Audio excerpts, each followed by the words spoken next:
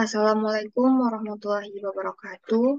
Perkenalkan kami dari kelompok 2 akan mempresentasikan hasil dari diskusi kami, yaitu mengenai critical path method. Eh, Sebelumnya kami akan memperkenalkan anggota kelompok kami. Yang pertama itu ada Muhammad Afif sebagai ketua, yang kedua ada Nadila Saraswati, yang ketiga ada Reda Katrunada, yang keempat ada Dwi Insani Karimah, yang kelima ada Deola Wasyipana, dan terakhir ada Daripsan. Baik, untuk bagian pertama akan saya jelaskan sendiri, yaitu mengenai pengertian CPM. CPM atau Critical Path Method adalah teknik pemodelan yang diandalkan oleh manajer proyek untuk menandai kegiatan-kegiatan prioritas dalam proyek. Teknik ini juga membantu menentukan tenggat waktu yang tepat untuk masing-masing aktivitas proyek agar bisa selesai sesuai dengan yang direncanakan. Sederhananya adalah critical path method ini adalah jarak jauh antara titik awal dan titik akhir pada suatu proyek. Selanjutnya itu mengenai sejarah. CPM sendiri sebetulnya sudah ada sejak tahun 1940-an, namun baru populer sejak dikembangkan dan digunakan oleh Morgan R. Walker dari perusahaan DuPont dan James E. Kelly dari Remington Rand. Eh, CPM ini digunakan untuk menangani hubungan timbal balik dalam kegiatan yang dilakukan secara terpisah pada proyek yang dijadwalkan. Nah, teknik ini juga pernah digunakan oleh Angkatan Laut Amerika Serikat dalam proyek Manhattan, sebuah program pertahanan rahasia Amerika di Perang Dunia Kedua.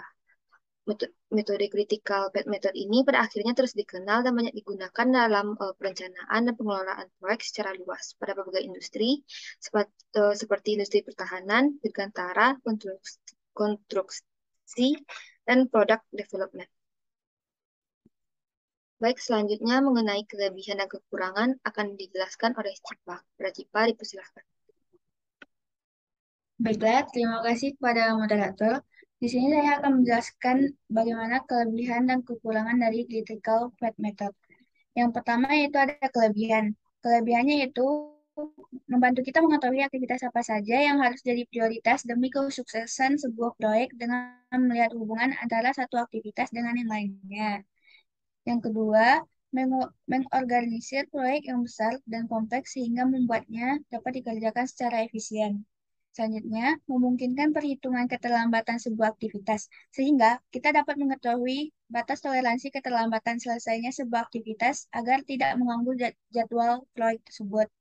Selanjutnya, membantu kita dalam mengalokasikan sumber daya sehingga dapat mengurangi overall cost. Selanjutnya, mengetahui dampak dari perubahan penjadwalan sebuah proyek. Yang terakhir yaitu membantu kita dalam mengurangi durasi selesainya sebuah proyek dengan mengoptimalkan critical path. Selanjutnya ada kekurangan critical path method. Yang pertama yaitu sulit diaplikasikan pada proyek yang memiliki skala sangat besar dan kompleks. Hal ini karena terdapat banyak aktivitas yang dilakukan sehingga diagram akan terlihat berantakan. Yang kedua yaitu meskipun salah satu keuntungan dari CPM adalah diagram proyek yang dapat dicetak dan ditempel, tapi akan sulit bagi kita untuk mencetak diagram sebuah proyek besar dengan ribuan aktivitas di dalamnya. Sekian mengenai kelebihan dan kekurangan, saya kembalikan kepada moderator. Baik, terima kasih kepada Cipa. Selanjutnya mengenai tipe-tipe CPM akan dijelaskan oleh Saras. Kepada Saras, dipersilahkan. Terima kasih kepada moderator. Selanjutnya saya akan mempresentasikan mengenai tipe-tipe critical path method. Tipe-tipe ini yang dapat dipilih oleh manajer proyek yang dapat diandalkan berdasarkan pola yang membentuknya dan dipilih sesuai dengan fungsinya. Yang pertama itu ada tipe work breakdown structure yang merupakan salah satu CPM yang populer dan yang paling sering digunakan di berbagai proyek. Uh, Work breakdown structure ini menggunakan struktur pohon untuk menggambarkan hierarki tugas. Jadi di setiap aktivitasnya itu ada tingkatan yang disusun berdasarkan prioritasnya dan disajikan seperti pohon yang saling berkesinambungan. Nah, setiap elemen proyek ini dijabarkan menjadi beberapa kelompok tugas tersendiri, di mana para individu itu tahu secara detail apa saja yang akan dilakukannya. Yang kedua, ada Project Evaluation and Review Technique atau PERT, di mana tipe ini merupakan bentuk visualisasi PERT yang fleksibel. PERT ini disebut demikian karena mempertimbangkan dan memuat elemen ketidakpastian dalam sebuah proyek. Selain itu, ia juga berfokus pada waktu penyelesaian proyek dan penjadwalan secara garis besar. Nah, yang ketiga itu ada Activity or Not Diagram, di mana CPM pada tipe ini digambarkan dalam bentuk diagram dan ditampilkan berdasarkan urutan aktivitas dengan not-not yang terhubung dengan tanda panah. Visualisasi ini menggambarkan arah workflow atau aliran kerja proses. Aktivitas yang digambarkan itu berurutan dari awal hingga akhir. Dan yang terakhir itu ada flowchart yang merupakan tipe CPM yang paling sederhana. Dengan flowchart ini dapat mengetahui tahap demi tahap suatu proses hingga selesai dengan mengikuti alur panah sederhana. Sehingga dengan flowchart ini aktivitas itu mudah dikenali dan dilihat kesinambungannya. Mungkin sekian dari saya, dikembalikan kepada moderator.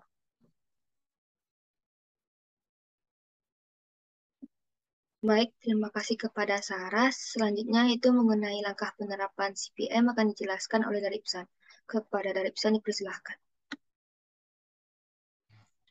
Baik, terima kasih kepada moderator. Selanjutnya saya akan membahas tentang langkah penerapan. Next. Jadi yang bagian pertama yaitu identifikasi tugas atau kegiatan. Jadi untuk mengetahui ruang lingkup dalam proyek yang hendak dikerjakan dapat membagi struktur kerja ke dalam kegiatan.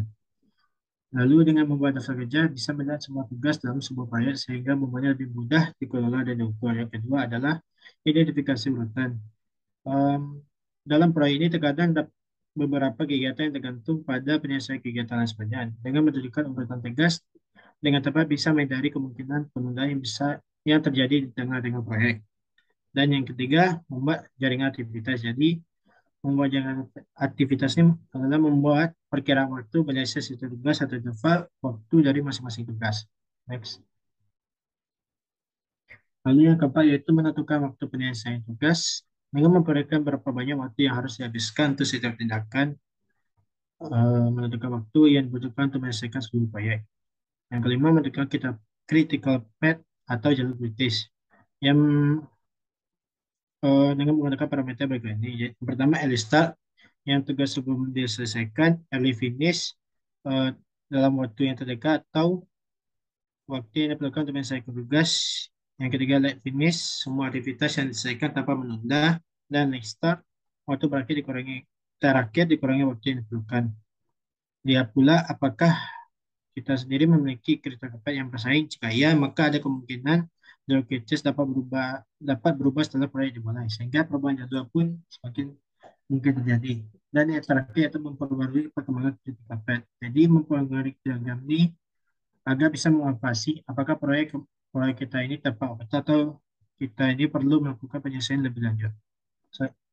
Baik, sekian saya kembalikan kepada moderator.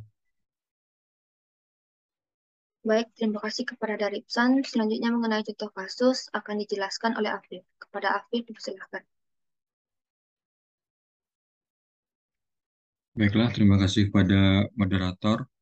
Untuk selanjutnya, contoh kasus penerapan CPM bisa dilihat pada contoh soal berikut. Pada soal ini diketahui bahwa sebuah proyek mempunyai 5 aktivitas. Nama aktivitas, hubungan antar aktivitas, dan durasi pekerjaan setiap aktivitas diberikan pada tabel di bawah. Ini hubungan suatu aktivitas dengan aktivitas sudahnya ialah finish to start. Artinya, aktivitas yang bersangkutan harus selesai sebelum aktivitas sudahnya bisa dimulai. Hitung waktu total proyek dan tentukan jalur kritis dari proyek. Jadi seperti narasi tadi, ada 5 aktivitas. Aktivitasnya diberi nama A, B, C, D, dan E. Untuk aktivitas A ini karena merupakan aktivitas yang pertama, jadi aktivitas sebelumnya nggak ada. Tapi setelah aktivitas A ini harus ada aktivitas B dan C yang harus dilakukan. Dan durasi pengerjaan aktivitas A ini selama 3 hari. Kemudian ada aktivitas B. Sebelum aktivitas B ini harus ada aktivitas A dan sudahnya ada aktivitas E. Durasinya selama 4 hari.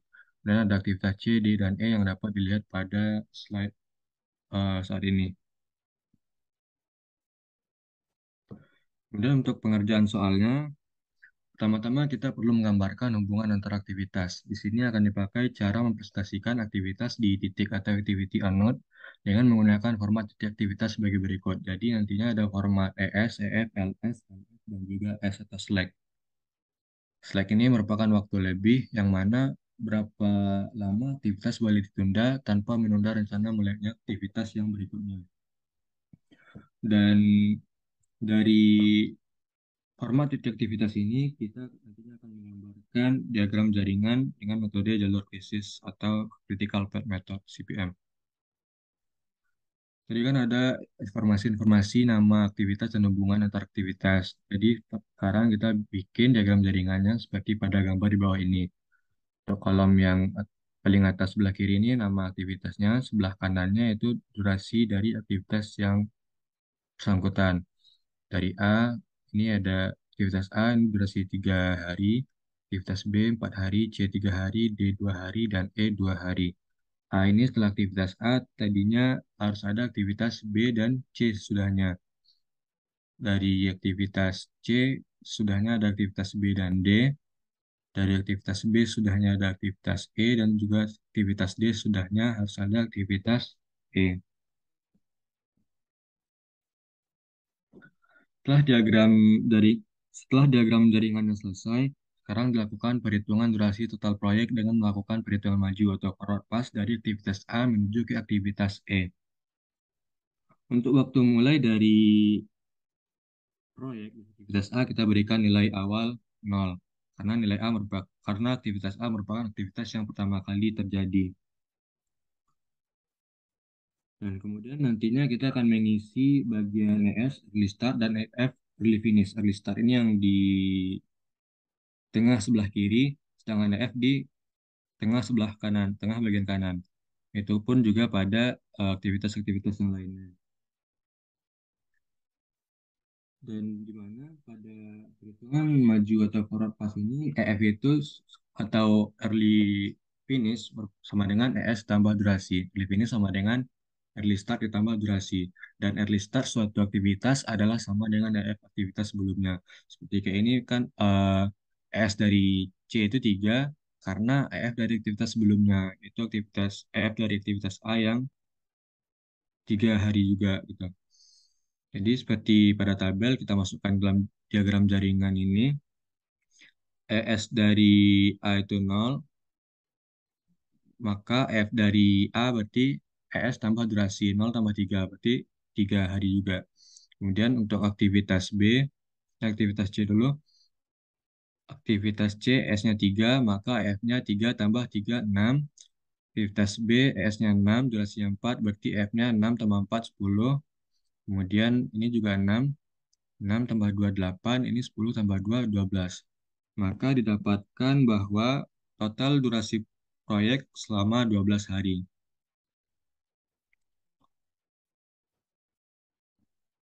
Selanjutnya melakukan perhitungan durasi total proyek dengan melakukan perhitungan mundur atau backward pass dari aktivitas E mundur ke aktivitas A. Perhitungannya menggunakan rumus LS atau latest start sama dengan latest finish dikurang durasi. Dan LF itu merupakan LF suatu aktivitas merupakan sama dengan LS dari aktivitas sudahnya. Kayak ini misalkan LF dari B, F dari B ini kan 10. LF suatu aktivitas itu sama dengan LS sudahnya. Sama dengan LS sudahnya. LS dari aktivitas sudahnya atau aktivitas E juga 10. Makanya LF dari B ini 10. Ini sama kayak ES dan EF. Cuman bedanya kalau yang di atas ES sama EF, yang di bawahnya LS sama LF.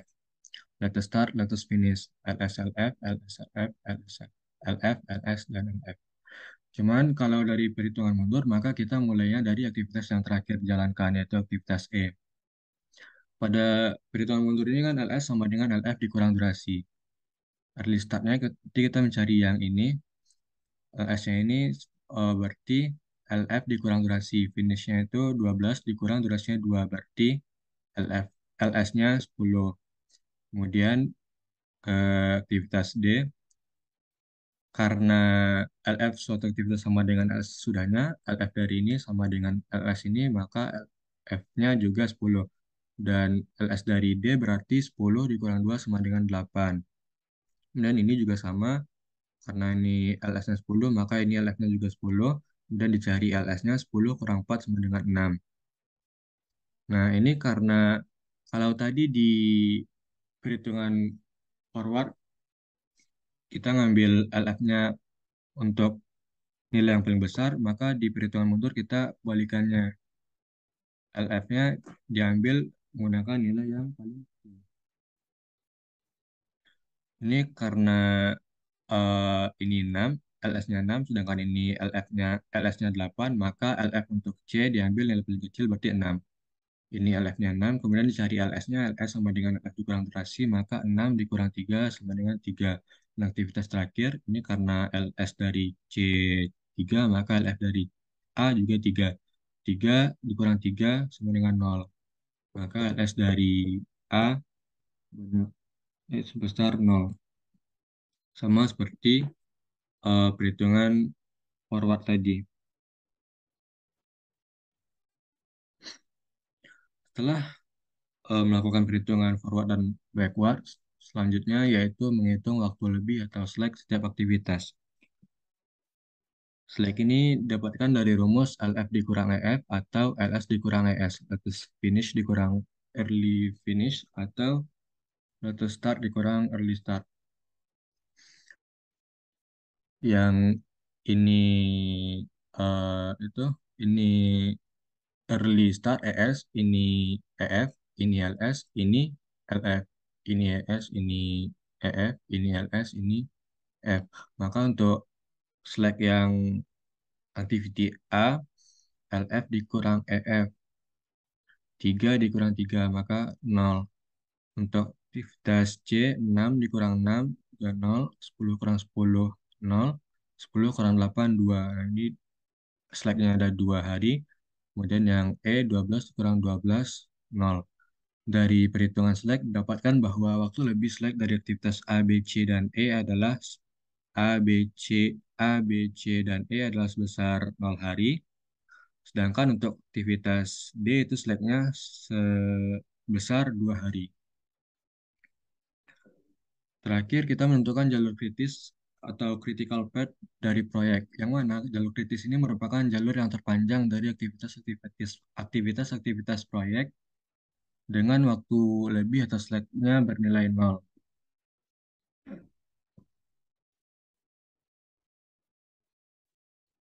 Ini kan waktu lebih dari A itu 0, B juga 0, C 0, B D 2, sedangkan E 0 lagi gitu. Berarti eh, karena jalur kritis itu yang hanya waktu slack-nya itu 0, berarti ada dua kemungkinan path yang mungkin dari A, C, B, dan E, atau A, B, dan E.